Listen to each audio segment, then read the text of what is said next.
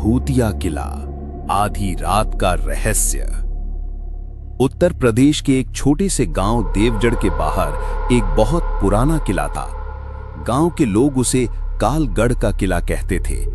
दिन में भी उस किले को देखकर अजीब सी बेचैनी होती थी, लेकिन रात होते ही उसके आसपास का रास्ता बिल्कुल सुनसान हो जाता था। कहा जाता था कि करीब 100 साल पहले उस किले में राजा वीरेंद्र सिंह अपनी रानी और बेटी के साथ रहते थे। एक रात अचानक किले के अंदर भयानक आग लग गई। आग में राजा, रानी और किले के कई लोग मारे गए, लेकिन सबसे रहस्यमयी बात यह थी कि राजा की बेटी राजकुमारी मीरा का शव कभी नहीं मिला।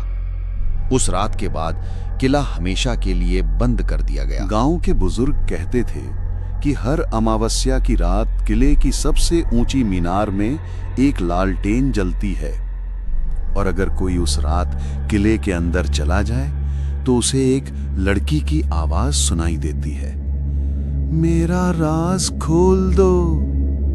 लोग इसे केवल कहानी समझते थे, लेकिन गांव में रहने वाला अमन इन बातों पर विश्वास नहीं करता था। अमन को पुराने रहस्यों और ऐतिहासिक जगहों के बारे में जानने का बहुत शौक था। एक दिन उसने अपने 2 दोस्तों रवि और सोनू से कहा, आज रात हम कालगढ़ के किले में जाएंगे, देखते हैं आखिर वहां सच में क्या है। रवि घबरा गया, पागल हो गए हो क्या, आज अमावस्या है। सोनू ने भी कहा, अमन, गांव के लोग उस किले का नाम तक रात में नहीं लेते। अमन हंसते हुए बोला, भूत भूत कुछ नहीं होते, जरूर कोई पुरानी कहानी होगी जिसे लोगों ने डरावना बना दिया है। रात के करीब 11 बजे तीनों टॉर्च लेकर किले की तरफ निकल पड़े। आसमान में बादल थे, चांद दिखाई नहीं दे रहा था। हवा इतनी तेज थी कि पेड़ों की शाखाएं आपस में टकराकर अजीब आवाजें कर रही थीं। कुछ देर बाद वे किले के विशाल दरवाजे के सामने खड़े थे। दरवाजे पर जंग लगी लोहे की जंजीर लटक रही थी। अमन ने जैसे ही जंजीर को छुआ, वो अपने आप नीचे गिर गई। ठनन। तीनों कुछ पल के लिए चुप हो गए। सोनू ने धीमे से कहा, चलो वापस चलते हैं। अमन ने दरवाजा धकेला। दरवाजा भारी आवाज के साथ खुल गया। अंदर घुप अंधेरा था। तीनों धीरे धीरे आगे बढ़ने लगे। फर्श पर धूल जमी थी और दीवारों पर पुराने चित्र लगे थे। एक चित्र के सामने अमन रुक गया। वो राजा वीरेंद्र सिंह का चित्र था, लेकिन चित्र में राजा की आंखें ऐसी लग रही थीं जैसे वो उन्हें देख रहा हो। रवि ने घबरा कर कहा, अमन, इसकी आंखें देख। अमन ने टॉर्च चित्र पर डाली। उसे लगा कि चित्र की आंखें सचमुच उसकी तरफ घूम गई हैं। अमन पीछे हट गया। तभी ऊपर की मंजिल से किसी चीज के गिरने की आवाज आई। एक दूसरे को देखा। अमन ने कहा, आवाज ऊपर से आई है। वे सीढ़ियों की तरफ बढ़े। जैसे ही अमन ने पहली सीढ़ी पर पैर रखा, ऊपर से किसी लड़की की धीमी आवाज सुनाई दी, कौन है? तीनों के कदम वहीं रुक गए। रवि के चेहरे का रंग उड़ गया। अमन ने हिम्मत करके कहा, कौन है वहां? कुछ सेकंड तक कोई जवाब नहीं आया। फिर वही आवाज आई, तुम यहां क्यों आए हो? सोनू ने अमन का हाथ पकड़ लिया। अमन, यहां कोई है, चलो। लेकिन अमन सीढ़ियां चढ़ता रहा। ऊपर पहुंचकर उसने देखा कि एक लंबा गलियारा था। गलियारे के अंत में एक दरवाजा आधा खुला हुआ था। अंदर से हल्की रोशनी आ रही थी। अमन ने दरवाजा खोला। कमरे के बीच में एक पुरानी मेज थी। मेज पर एक लालटेन जल रही थी, लेकिन वहां कोई नहीं था। मेज पर एक पुरानी डायरी रखी थी। अमन ने डायरी उठाई और पहला पन्ना खोला। उस पर लिखा था, अगर कोई ये डायरी पढ़ रहा है तो समझ लेना कि किले का असली रहस्य अभी जिंदा है। अमन तेजी से अगले पन्ने पलटने लगा। डायरी में राजा वीरेंद्र के बारे में लिखा था। राजा के एक विश्वास पात्र मंत्री भैरव सिंह ने लालच में आकर राज परिवार के खिलाफ षड्यंत्र किया था। वो किले का खजाना हथियाना चाहता था, लेकिन राजकुमारी मीरा को उसके षड्यंत्र का पता चल गया था। आखिरी पन्ने पर लिखा था, मीरा को बचाने के लिए मैंने खजाने का रास्ता छिपा दिया है। नक्शा किले के पुराने पुस्तकालय में है। अमन ने डायरी बंद कर दी। तभी पीछे से दरवाजा अपने आप बंद हो गया। धड़ाम। सोनू चिल्लाया, दरवाजा खोलो।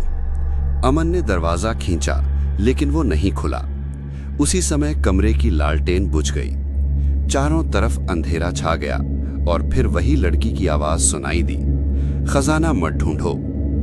अमन ने कांपते हुए पूछा, तुम कौन हो? कुछ पल बाद आवाज आई, मैं मीरा हूं। अचानक टॉर्च अपने आप जल उठी। कमरे के कोने में एक धुंधली सी लड़की की आकृति दिखाई दी। उसका चेहरा साफ नहीं दिख रहा था। वो धीरे धीरे उनकी तरफ बढ़ी। रवि डरकर पीछे हट गया। लेकिन मीरा ने कोई नुकसान नहीं किया। उसने बस हाथ उठाकर सामने वाली दीवार की तरफ इशारा किया। दीवार पर एक पुराना निशान बना था। अमन ने उस निशान को दबाया। दीवार का एक हिस्सा खिसक गया और उसके पीछे एक गुप्त रास्ता दिखाई दिया। तीनों उस रास्ते में प्रवेश कर गए। रास्ता उन्हें किले की निचली मंजिल तक ले गया। वहां एक बड़ा कमरा था। कमरे में पुराने संदूक पड़े थे। एक संदूक के ऊपर राजा की मुहर लगी थी। अमन ने संदूक खोला। उसमें सोने के सिक्के, पुराने गहने और कई दस्तावेज रखे थे। लेकिन तभी उन्हें पीछे से किसी के चलने की आवाज सुनाई दी। ठक ठक। तीनों पीछे मुड़े।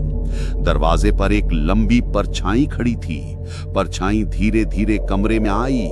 वो भैरव सिंह की आत्मा थी। उसकी आवाज पूरे कमरे में गूंज उठी, ये खजाना मेरा है। अमन ने देखा कि मीरा की धुंधली आकृति उसके पीछे खड़ी थी। मीरा ने कहा, नहीं, आज इसका हिसाब पूरा होगा। कमरे की हवा अचानक तेज हो गई।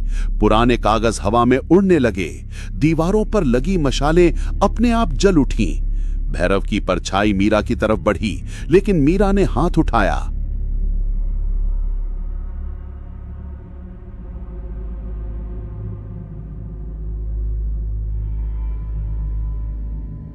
अचानक फर्श पर एक चमकता हुआ निशान दिखाई दिया। भैरव की परछाई उस निशान के अंदर फंस गई। वह चीखने लगा, मुझे छोड़ दो। मीरा ने कहा, जिस लालच ने तुम्हें यहां बांधा था वही अब तुम्हें हमेशा के लिए बांधे रखेगा। कुछ ही क्षणों में परछाई गायब हो गई। कमरे में फिर शांति छा गई। मीरा ने अमन की तरफ देखा। उसकी आंखों में अब डर नहीं बल्कि शांति थी।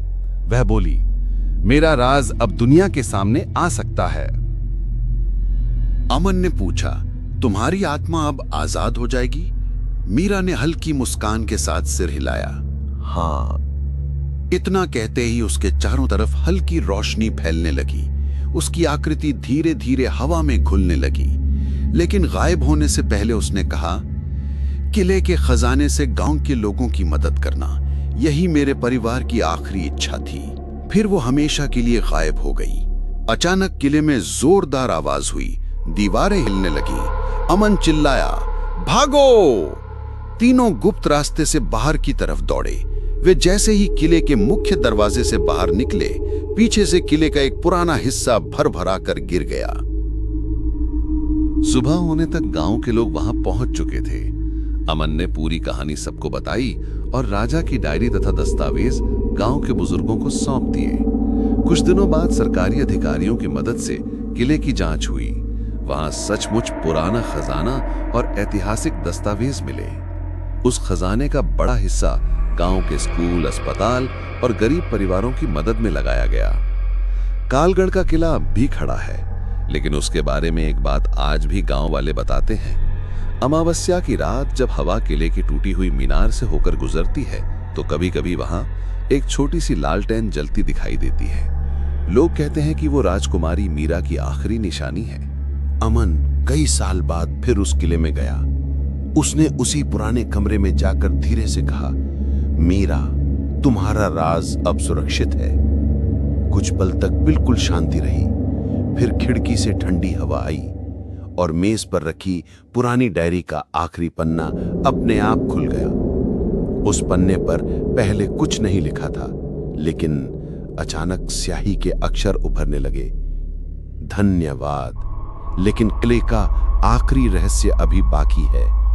अमन की आंखें उस वाक्य पर जम गईं। उसने धीरे से पीछे मुड़कर देखा। गलियारे के अंधेरे में एक लालटेन जल रही थी और उसके ठीक नीचे एक नई परछाई खड़ी थी। कहानी यहीं खत्म नहीं हुई थी।